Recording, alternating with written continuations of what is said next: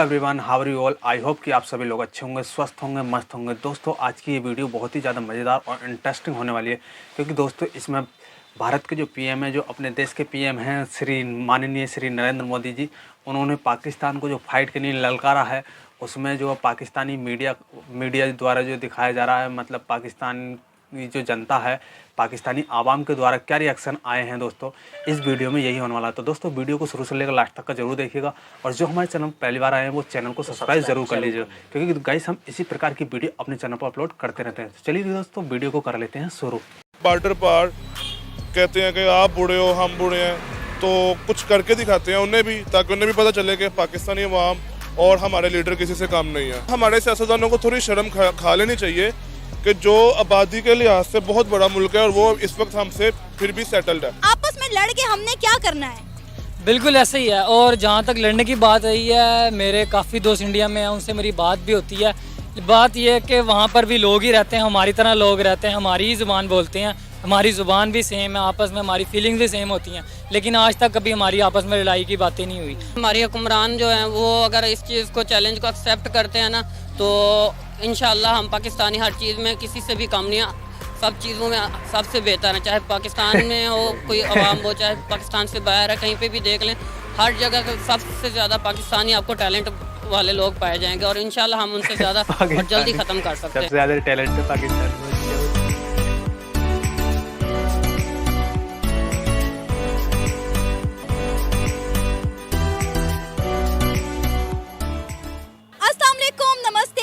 काल मैं हूं सनाम। जो नाज़रीन, इंडिया के प्राइम मिनिस्टर नरेंद्र मोदी ने पाकिस्तान की आवाम को चैलेंज किया है और उन्हें लड़ने का कहा है। उनकी स्टेटमेंट हम दिखाने वाले हैं पाकिस्तान की आवाम को और जानेंगे उनका रिएक्शन। तो आइए चलिए हमारे साथ। आपका नाम? फराज भट्ट, साद भट्ट, मोहम्मद असीम, मोहम्मद शहजाद। अच्छा, मैं आपको एक स्टेटमेंट दिखाने वाली हूँ नरेंद्र मोदी की, वो आपने स्टेटमेंट देखनी है और उसके बाद अपनी राय का इजहार करना है, क्योंकि नरेंद्र मोदी ने पाकिस्तान की आवाम को चैलेंज कर दिया। पहली बात तो ये, उसने कोई अच्छी बात की है तो उसका इजहार कर देंगे हम, वैसे उससे कोई अच्छे की उम्मीद नहीं है। आप पहले वीडियो देख लें फिर डिसाइड कीजिएगा। चलो, पाकिस्तान की आवाम से मैं कहना चाहता हूं, आपको गुमराह करने के लिए आपके हुक्मरान 1000 साल तक हिंदुस्तान से लड़ने की बातें करते हैं। आज दिल्ली में ऐसी सरकार बैठी है, मैं आपकी इस चुनौती को स्वीकार करने के लिए तैयार हूं। पाकिस्तान की आवाम, और बताओ, मैं आपको कहना चाहता हूं, पीएम नरेंद्र मोदी, हिंदुस्तान आपसे लड़ाई लड़ने को शेर की तैयार है। धमाकेदार आवाज। आओ हिम्मत हो, आओ हिम्मत हो, तो लड़ाई उस बात की लड़े, देखे पहले कौन जीतता है। मैं पाकिस्तान के उन छोटे छोटे बालकों से बात करना चाहता हूं, आइए हम अशिक्षा के खिलाफ लड़ाई लड़े।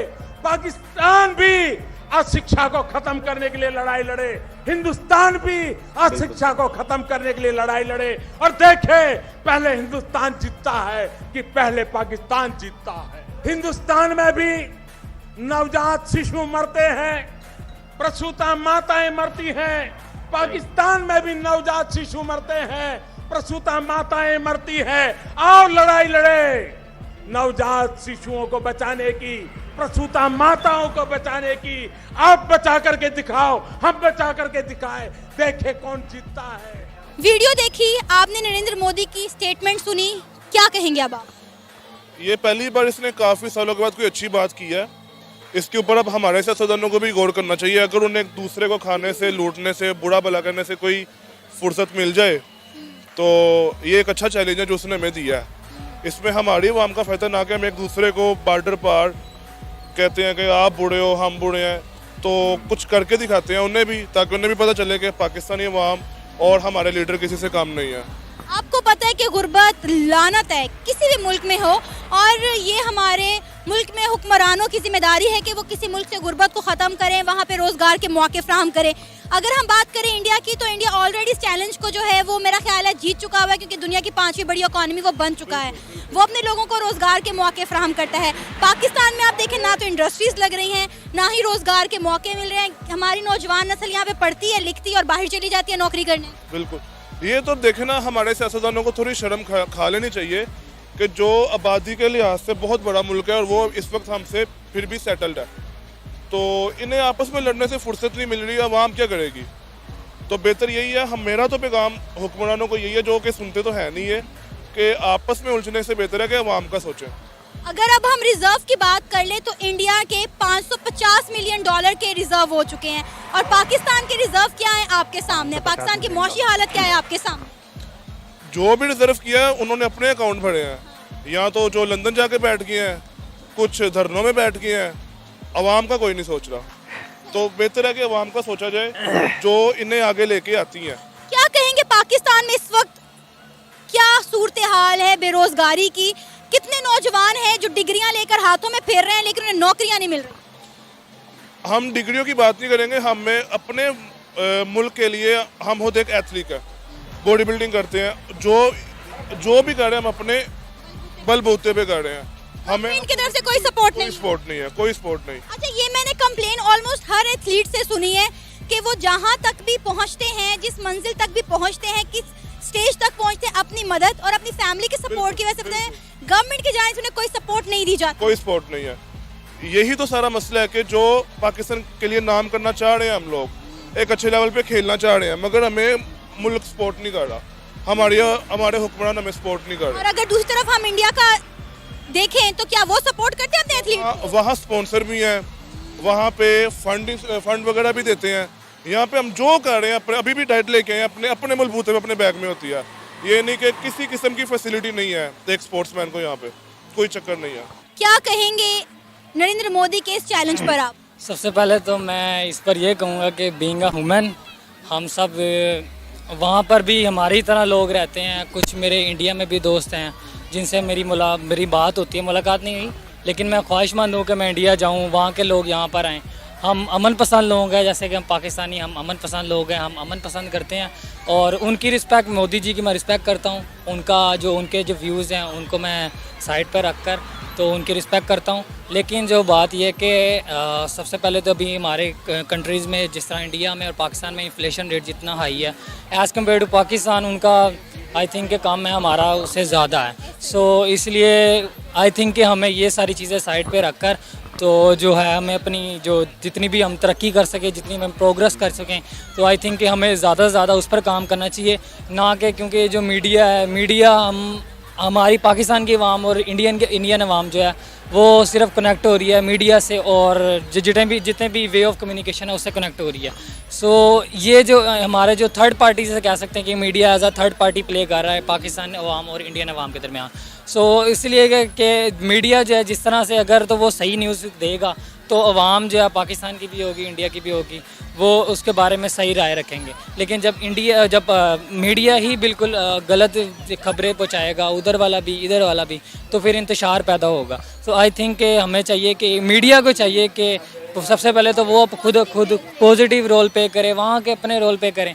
हम नहीं चाहते, ना हम चाहते हैं ना वो चाहते हैं कि लड़ाई हो इस तरह। अच्छा, 75 सालों में ना हमने यही सुना है कि इंडिया पाकिस्तान का और पाकिस्तान इंडिया ये दोनों आपस में दुश्मन मुल्क हैं, जंग होने वाली है, जंगें हो चुकी हैं। लेकिन नरेंद्र मोदी ने बड़ी अच्छी बात की है कि अगर लड़ना है तो अपने अपने मुल्क में गुर्बत के खिलाफ लड़ते हैं, लड़ना है तो अपने अपने मुल्क में बेरोजगारी के खिलाफ लड़ते हैं। आपस में लड़ के हमने क्या करना है? बिल्कुल ऐसे ही है। और जहाँ तक लड़ने की बात आई है, मेरे काफ़ी दोस्त इंडिया में हैं, उनसे मेरी बात भी होती है। बात यह है कि वहाँ पर भी लोग ही रहते हैं, हमारी तरह लोग रहते हैं, हमारी ही ज़ुबान बोलते हैं, हमारी ज़ुबान भी सेम है, आपस में हमारी फीलिंग्स भी सेम होती हैं। लेकिन आज तक कभी हमारी आपस में लड़ाई की बातें नहीं हुई। तो हम जिस तरह से अगर हम तो साथ रह सकते हैं, मेरी भी ऑलमोस्ट 100 को दोस्त हैं वहाँ पर, तो अगर तो वहाँ पर हम रह सकते हैं, अगर हम आपस में, और कभी आज तक अल्लाह का शुक्र हमारी लड़ाई नहीं हुई। और कभी भी हमने मीडिया को या इस तरह से हमें ब्लेम ही नहीं किया, क्योंकि मीडिया ही जो है फसाद की जड़ है, जो बीच में जो लेकर आता है, नेगेटिविटी फैलाता है। आप इस चीज़ को मानते हैं कि पाकिस्तान में इंडिया की निस्बत ज़्यादा बेरोजगारी है? बिल्कुल बिल्कुल, वो हर सेक्टर में उनकी करेंसी हमसे ज़्यादा है। आईटी सेक्टर में हमसे आगे हैं, being a student, IT student, वो हमसे आईटी में आगे। जितनी बड़ी बड़ी कंपनीज़ हैं, माइक्रोसॉफ्ट हो गई, जितनी भी बड़ी कंपनीज़ हैं सारी वहाँ पर हैं।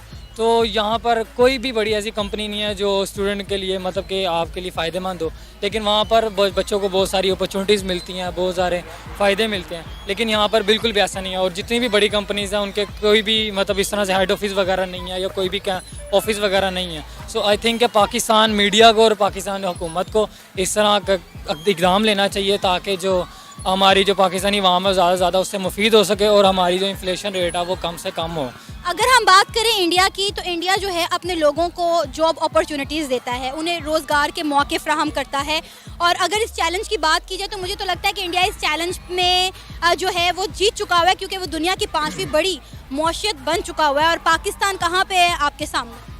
ऐसे ही है बिल्कुल, क्योंकि उनका हर एक सेक्टर वो अपने लोगों को डिफरेंट सेक्टर्स में रखते हैं और उसी में सेक्टर्स में वो उनमें मेहनत करवाते हैं, फिर वो उनसे रिज़ल्ट निकलवाते हैं। तो आई थिंक कि हमें भी यही चाहिए कि हम अपने अपने सेक्टर में मेहनत करें और ईमानदारी से काम करें ताकि जो अपने अपने सेक्टर में हम अच्छे अच्छे रिज़ल्ट निकालें ताकि वो एट द एंड जो पाकिस्तान को फ़ायदा दें। आपने नरेंद्र मोदी की स्टेटमेंट सुनी, क्या कहेंगे, कैसी लगी उनकी स्टेटमेंट, कैसा लगा उनका ये चैलेंज? नरेंद्र मोदी ने पहली बार जो है ना अपनी हुकूमत के दौरान आके जो है ना पहली बात अच्छी की है कि आज तक वो जब भी कोई बात करता था तो सिर्फ लड़ाई के हवाले से बात करता था। हमने वैसे भी 75 साल अपनी ज़िंदगी के जो है ना ऐसे गुजार दिए हैं कि एक दूसरे के साथ लड़ते लड़ते। अगर वो इस तरह का कदम हमारे साथ उठाना चाहते हैं तो अच्छी बात है। अगर वो एक कदम हमारे पास लेके आएंगे कि आप हमारे साथ चलें, आप गुर्बत को ख़त्म करें, तो हम पाकिस्तानी वैसे भी दिल के अच्छे हैं और बड़ा दिल रखने वाले, हम तो 2 कदम उनके पास चल के। उन्होंने पाकिस्तान को चैलेंज किया है कि आप अपने मुल्क से गुर्बत ख़त्म करें, हम अपने मुल्क से गुर्बत ख़त्म करते हैं। आप अपने मुल्क से बेरोजगारी ख़त्म करें, हम अपने मुल्क से कट्टर, देखते हैं पहले कौन जीता है। उम्मीद तो यही है कि हमारी हुक्मरान जो हैं वो अगर इस चीज़ को चैलेंज को एक्सेप्ट करते हैं ना तो इंशाल्लाह हम पाकिस्तानी हर चीज़ में किसी से भी कम नहीं, सब चीज़ों में सबसे बेहतर है। चाहे पाकिस्तान में हो कोई अवाम हो, चाहे पाकिस्तान से बाहर है, कहीं पे भी देख लें, हर जगह सबसे ज़्यादा पाकिस्तानी आपको टैलेंट वाले लोग पाए जाएंगे और इंशाल्लाह हम उनसे ज़्यादा और जल्दी ख़त्म कर सकते हैं। आपको लगता नहीं है कि इंडिया ऑलरेडी ये चैलेंज जीत चुका हुआ है, दुनिया की 5वीं बड़ी इकॉनमी बनकर? वो बना हुआ है, लेकिन हमारी जो अवाम है ना ये किसी से भी कम नहीं है। हमारे जो लोग हैं, हम पाकिस्तानी एज आ इंटेलिजेंट लोग हैं और हमारे पास हर तरह के वसाइल हैं, लेकिन हम इन वसाइल को अपने इस्तेमाल में लेके आएंगे तो हम उनसे भी जल्दी। क्या आप चीज़ को मानते हैं कि पाकिस्तान में बेरोजगारी और गुर्बत है? जी ये बिल्कुल है। बेरोजगारी कितना बड़ा मसला है इस वक्त पाकिस्तान की यूथ का? बहुत बड़ा मसला, हर घर में जो है ना 3 से 4 बंदे वैसे बेरोजगार बैठे हुए हैं। पाकिस्तान के 75% जो लोग हैं ना मेरे ख्याल से जो गुर्बत का शिकार हैं। 25% लोग हैं जिनमें से जो मीडियम लेवल में आ जाते हैं और हाई लेवल में आ जाते हैं। जी तो अब ये गुर्बत, ये बेरोजगारी हमने अपने मुल्क से कैसे ख़त्म करनी है? आपको पता है कि जब तक ये गुर्बत और बेरोजगारी बढ़ती चली जाएगी तो इससे जो है जुराइम की शर्रा में किस हद तक इजाफा हो जाएगा?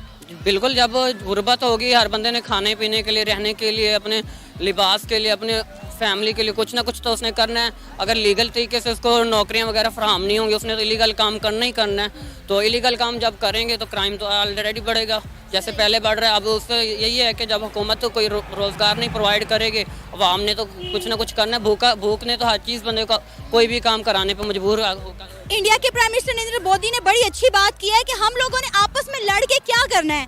लड़ना है तो अपने मुल्क के हालातों से लड़ो, लड़ना है तो अपने मुल्क में बेरोजगारी से लड़ो, लड़ना है तो अपने मुल्क में गुर्बत से लड़ो। और इन्होंने मेरा ख्याल है कि 100% दुरुस्त बात की है।